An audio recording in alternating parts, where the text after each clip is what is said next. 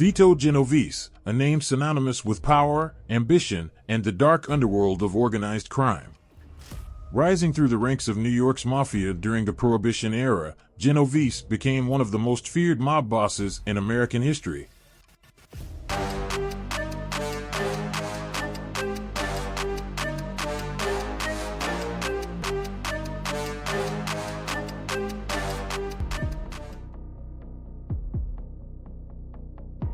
Vito Genovese's journey from a rural Italian village to the apex of America's criminal empire is one of ambition, ruthlessness, and a legacy that reshaped organized crime.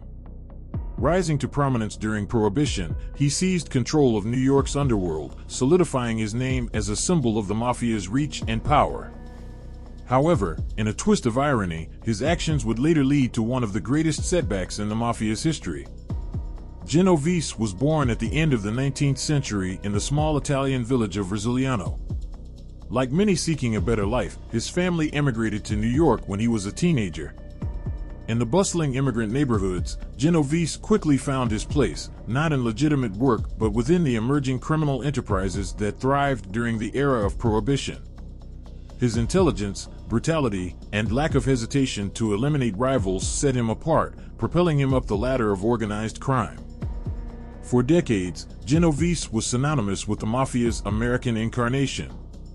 Unlike the more traditional mobsters who valued a code of honor rooted in Sicilian traditions, Genovese saw loyalty as an expendable currency.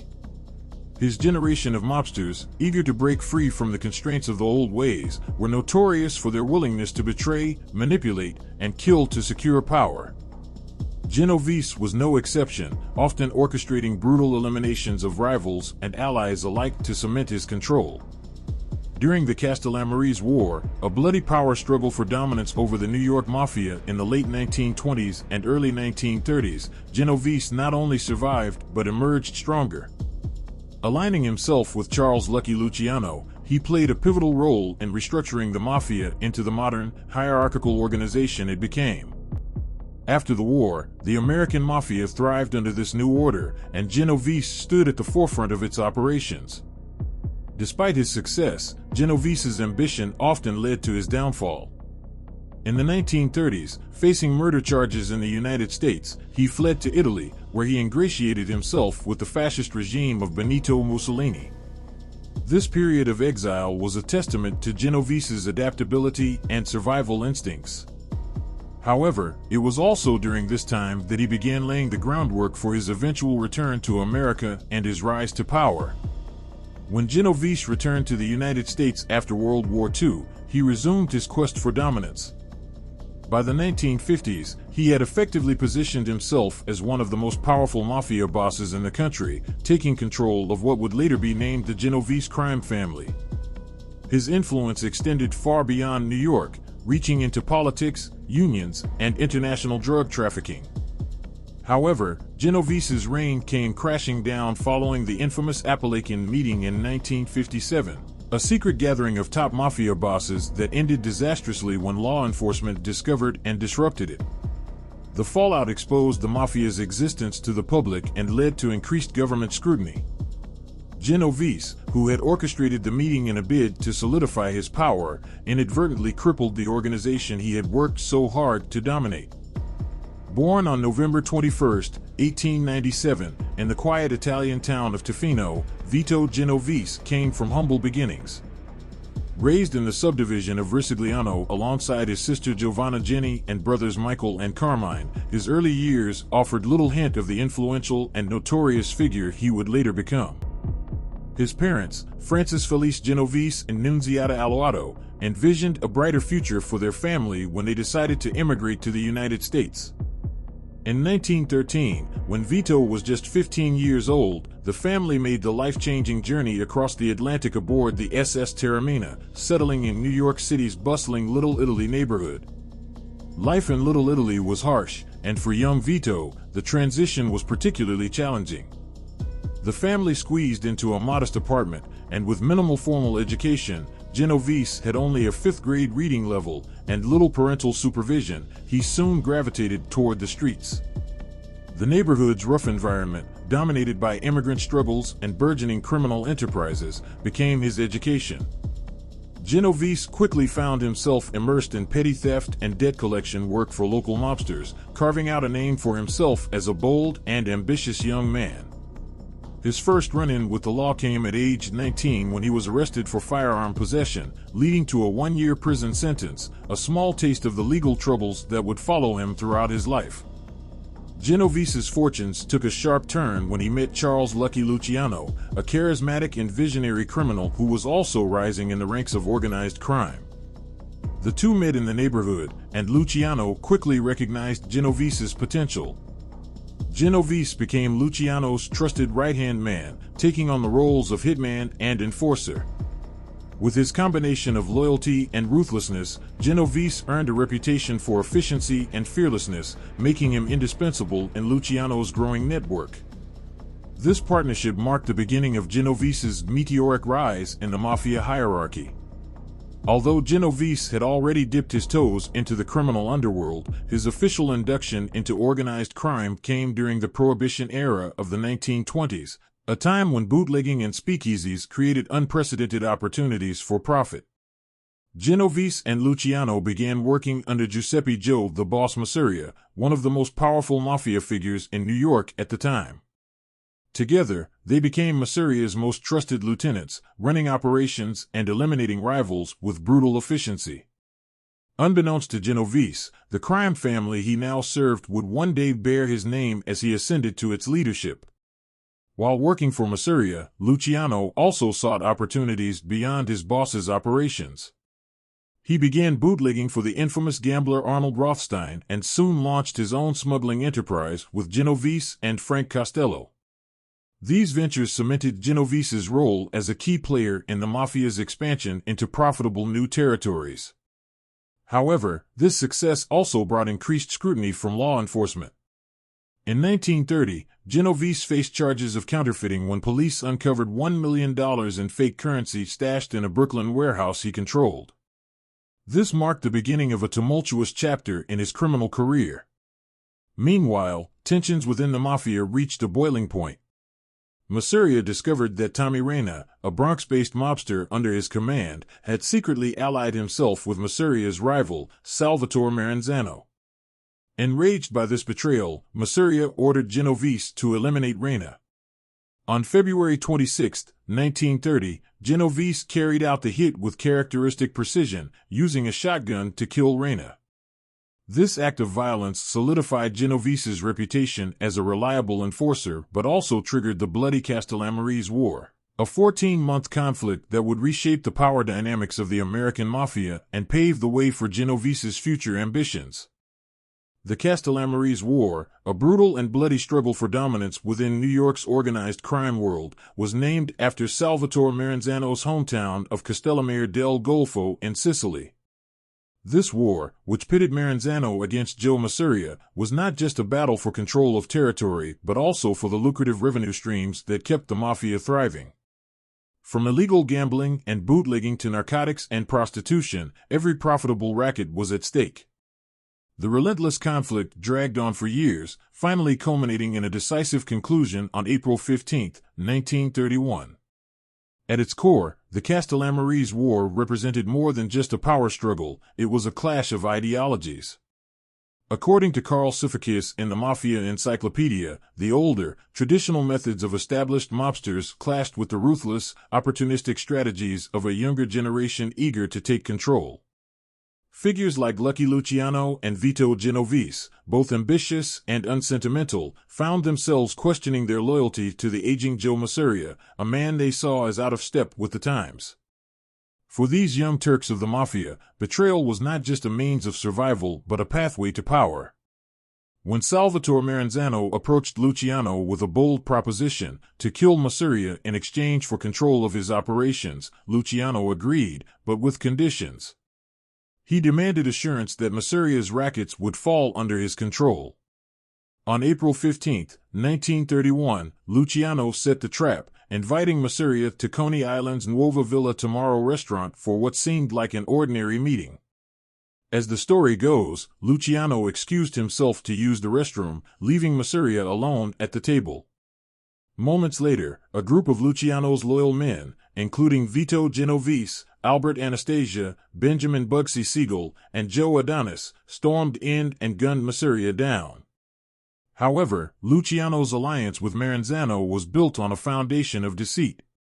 While Maranzano believed he had secured Luciano's loyalty, he was unaware that Luciano had no intention of leaving him in power. Maranzano, suspicious of Luciano's growing influence, attempted to preemptively eliminate him. On September 10, 1931, Maranzano summoned Luciano, Genovese, and Frank Costello to his office under the guise of discussing business. Unbeknownst to Maranzano, the trio had learned of his plot to kill them. Acting swiftly, Luciano sent 4 assassins to Maranzano's office, where they overpowered and killed him before he could strike. With both Mafia and Maranzano dead, Luciano emerged as the unchallenged leader of New York's organized crime. He established the Commission, a governing body designed to mediate disputes and maintain order among the Mafia's factions. He also divided the city's Mafia operations into the 5 families, ensuring a balance of power while positioning his own Luciano family as the most dominant. As Luciano's trusted underboss, Vito Genovese thrived in his new role. His power and influence were so formidable that he operated without fear of repercussions. One infamous example of his audacity was his murder of Gerard Vernatico, a man whose only crime was wanting to marry Genovese's wife. This brutal act exemplified Genovese's willingness to eliminate anyone who stood in his way, no matter how personal the motive. Genovese's ambitions extended beyond petty power plays. In 1934, alongside fellow mobster Ferdinand Boccia, he orchestrated a scheme to cheat a gambler out of $150,000, an enormous sum at the time. When Boccia demanded a larger cut of the money than originally agreed, Genovese resolved the dispute in his typical fashion, by eliminating his partner. On September 19, 1934, he shot Boccia in a coffee shop, an act of treachery that cemented his reputation for ruthlessness. When Luciano was convicted on charges related to prostitution rackets in 1936, Genovese saw yet another opportunity. With Luciano behind bars, Genovese stepped into the role of acting boss, consolidating his power further. This period marked the beginning of his ascent toward becoming one of the most influential and feared figures in the history of the Mafia. Vito Genovese's tenure as the boss of the Luciano crime family was as tumultuous as it was short-lived, marked by an unrelenting ambition that would ultimately weaken the very organization he sought to control. His thirst for power drove him to bold decisions and dangerous alliances, but it also planted the seeds of his own undoing and inflicted lasting damage on the Mafia's structure and influence. In 1937, Genovese was forced to relinquish direct control of the family to avoid an indictment for the murder of Ferdinand Boccia, a former associate he had personally killed during a financial dispute. Fleeing to Italy, he appointed Frank Costello as acting boss in his absence, a decision that would later complicate his return to power. During his time in Italy, Genovese wasted no opportunity to expand his influence. He integrated himself into the local mafia, extorting profits from their operations and establishing himself as a dominant figure within Italian organized crime. His charisma and cunning earned him the favor of none other than Benito Mussolini, the fascist dictator of Italy. This alliance allowed Genovese to pursue even darker endeavors, including ordering the assassination of anti-Mussolini journalist Carlo Tresca in 1943. This act not only demonstrated his ruthless nature but also highlighted his willingness to leverage violence to maintain political and criminal power. However, Genovese's activities in Italy didn't go unnoticed. By 1944, as the Allied forces invaded Italy during World War II, he appeared to assist their efforts while simultaneously using the chaos to enrich himself through black market operations. These illegal ventures exploited the military supply chains, siphoning resources meant for the U.S. Army. Genovese's duplicity was eventually uncovered, and he was arrested by U.S. military police. Upon discovering that he was wanted in the United States for Boccia's murder, the authorities extradited him on June 1, 1945. Back in America, Genovese managed to evade conviction through a combination of legal manipulation and strategic intimidation. Two key witnesses against him conveniently died under suspicious circumstances, and without their testimony, Genovese walked free. By the late 1940s, he had returned to New York, determined to reclaim control of the Luciano family, now being run by Castello, who had solidified his own power base during Genovese's absence. The struggle for leadership reached its peak in 1957 when Genovese orchestrated an assassination attempt on Castello. Although the attempt failed, Castello decided to retire rather than risk further conflict, effectively handing the reins to Genovese. With Castello out of the way, Genovese also eliminated Albert Anastasia, another powerful figure in the Mafia, further consolidating his power. By renaming the family the Genovese crime family, he etched his name into Mafia history. Eager to solidify his dominance over organized crime nationwide, Genovese convened a meeting of Mafia leaders on November 14, 1957, in the small town of Apalachin, New York. What he intended to be a display of unity and strength turned into a catastrophic blunder. The Apalachin meeting, as it came to be known, was raided by law enforcement, forcing mobsters to flee or face arrest. The event brought unprecedented public attention to the Mafia and marked the beginning of increased government crackdowns on organized crime. Genovese himself evaded immediate consequences by claiming he was merely attending a barbecue, but the damage to the Mafia's secrecy and structure was irreversible. In 1959, Genovese faced yet another legal challenge when he was convicted of conspiracy to violate federal narcotics laws. While the charges stuck, many questioned their legitimacy. NYPD Detective Ralph Salerno famously stated that it was almost unbelievable that a figure of Genovese's stature would personally handle drug deals, given the Mafia's strict insulation protocols. Rumors swirled that his conviction had been orchestrated by rivals, including former ally Lucky Luciano and Carlo Gambino, who sought to remove him from power. Even behind bars, Genovese maintained a tight grip on his criminal empire. From his prison cell, he continued to order hits on rivals and perceived informants, ensuring his influence remained intact. However, his reign came to an unceremonious end when he died of a heart attack on February 14, 1969, while incarcerated at the U.S. Medical Center for Federal Prisons in Springfield, Missouri.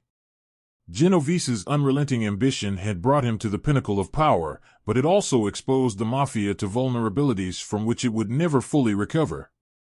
His actions not only destabilized his own empire, but also triggered a chain reaction that weakened the Mafia's control over organized crime in America. In the end, Vito Genovese's legacy is one of both triumph and tragedy, a testament to the perils of unchecked ambition.